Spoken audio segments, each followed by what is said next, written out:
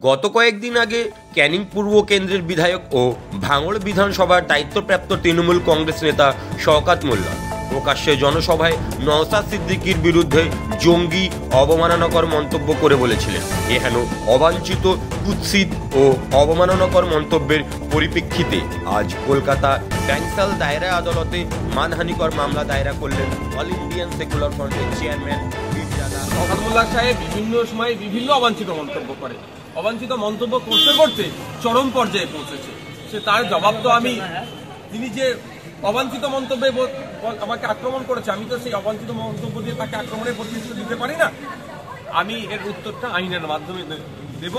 আমার সম্পর্কে যে বাজে মন্তব্য করেছে আইনের মাধ্যমে আমি কোর্টের মাধ্যমে জানতে চাইবো তার প্রমাণ। যদি না দিতে পারে আইন বিচার ব্যবস্থা তাকে যা শাস্তি দেবে তাকে মানতে হবে। অর্থাৎ আমি আজকে মামলা করতে এসেছি ব্যাংসাল কোর্টে, এই যে CM 2 মামলা করব শওকত মোল্লা সাহেবের বিরুদ্ধে। দুলাল সরকার খুনে গ্রেপ্তার নরেন্দ্রনাথ তিওয়ারি এবং পাশাপাশি গ্রেপ্তার হয় মোহাম্মদ আব্দুল করিম আহমেদ রজব, অভিজিৎ ঘোষকেও গ্রেপ্তার করেছে পুলিশ। এক্ষেত্রে কি বলবেন? কার খুনে তৃণমূল নেতাই কার কাঠের মানুষের খায় না, এটা একদম প্রচারিত। তৃণমূলকে ছাড়ে না, আমরা দীর্ঘদিন ধরে বলে আসছি, সেটা আবারও প্রমাণিত হলো। এখনো যে ভাইয়েরা তৃণমূল করছেন তাদের উদ্দেশ্যে বলবো, ওইগুলোকে বিসর্জন দিয়ে আসুন, সুশাসন প্রতিষ্ঠা করতে আসুন, অন্যায়কে বিসর্জন দিন। যারা ভাবছেন এখন শাসকের ছত্রছায়া থেকে অন্যায় করেছেন, কলার তুলে ঘুরছেন, তাদের উদ্দেশ্যে বলবো একটু দুলাল সরকার দেখুন আর তেওয়ারি বাবুকে দেখুন, কিভাবে তৃণমূলের কাউন্সিলরকে তৃণমূলের নেতাই খুন করল, আবার তৃণমূল নেতাই অ্যারেস্ট করল। এটা একটা ঘটনা নয়, এটা আমাদের প্রতিনিয়ত এ ধরনের ঘটনা ঘটে যাচ্ছে, যেগুলো মিডিয়া হাইলাইট হচ্ছে, সেগুলো নিয়ে চর্চা হচ্ছে। বক্তিয়ার কথা দেখুন, ভাদু শেখ থেকে শুরু করে আনারুল থেকে শুরু করে যেগুলো খুন হয়েছে বা যেগুলো অ্যারেস্ট হয়েছে, আপনার কাস্টাডিতে মারা গিয়েছে, সবই দেখে তৃণমূলের। আর আগামী দিনে যারা কনভিক্টেড হবে তারা প্রত্যেকে তৃণমূলের হবে। এরা নিজেদের মধ্যে লড়াই করে মরছে। এটা লড়াইটা শুধু হচ্ছে ভাগ বটরার লড়াই, আদর্শের লড়াই নয়।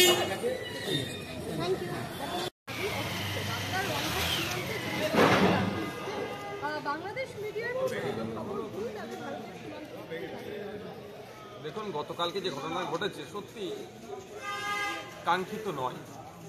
যেভাবে আমাদের বিএসএফের উপরে তাদের চড়া হয়েছে এবং যেভাবে যেগুলো যা দেখলাম, এটা কোনোভাবেই মেনে নেওয়া যায় না। ছিটমহল নিয়ে দীর্ঘদিনের সমস্যা ছিল। আমাদের একাধিক বিঘা জমি আমরা বাংলাদেশকে দুটো দেশের সুসম্পর্ক গড়ার জন্য আমরা দিয়েছি। রিসেন্ট প্রায় 160 একর জমি আপনার নদিয়ার আশপাশ থেকে আমরা দিয়েছি। এরপরেও আমরা আমাদের জমি যখন আমরা নিতে যাচ্ছি, যেভাবে আমাদের উপর আক্রমণ করছি, এটা মেনে নেওয়া যায় না। আশা করছি ফ্ল্যাগ মিটিংয়ে এই সমস্যার সমাধান হবে।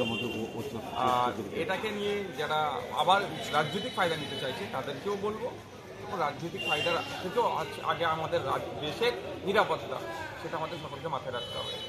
মালদায় কাটাতারের বেড়া দিতে বাধা বাংলাদেশে, সীমান্তে বিএসএফকে বাধা বিজিবি, আর মালদায় শক্তিপুরে ধুন্ধুমার কাণ্ড।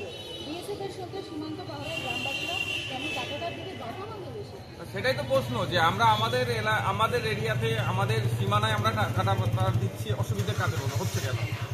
এটা কোনোভাবেই মেনে নেওয়া যায় না। যে ঘটনা ঘটিয়েছে গতকালকে, যেটা ঘটেছে আল্লাহ সুখদেবপুরে, এটা কোনোভাবেই কাঙ্ক্ষিত নয়, মেনে নেওয়া যায় না। যে সমস্যা তৈরি হয়েছে ওপর বাংলার মানুষ, মানে ওপর বাংলার বিজেপি দ্বারা, আশা করছি এটা ফ্ল্যাগ মিটিংয়ে আমাদের সমাধান হয়ে যাবে। আমরা কোনোভাবেই আমরা চাই না দুটো দেশের সীমান্তে এই ধরনের অস্থিরতা হোক।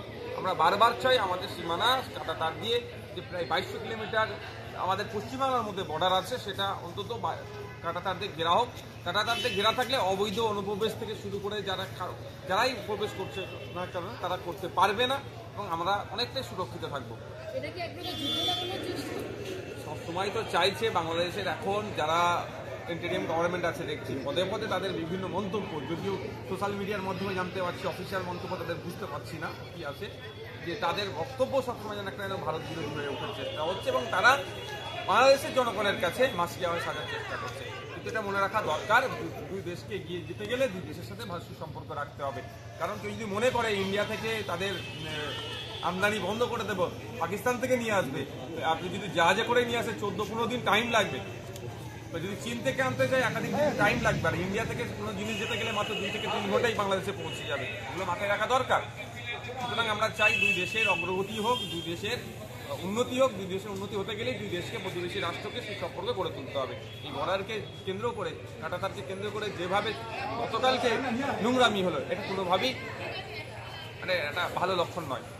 কখনো বাংলা, কখনো ত্রিপুরা, সীমান্ত অশান্তি করার ছক, নদী বাঁচাতে নির্বাচনের আগে প্ররোচনা দিয়ে যুদ্ধ চাইছে কি ইউনুস? আর এর পাশাপাশি প্রশ্নটা একটা থাকছে, গাজোয়ারি করে কি পার পেয়ে যাবে ইউনুস সরকার?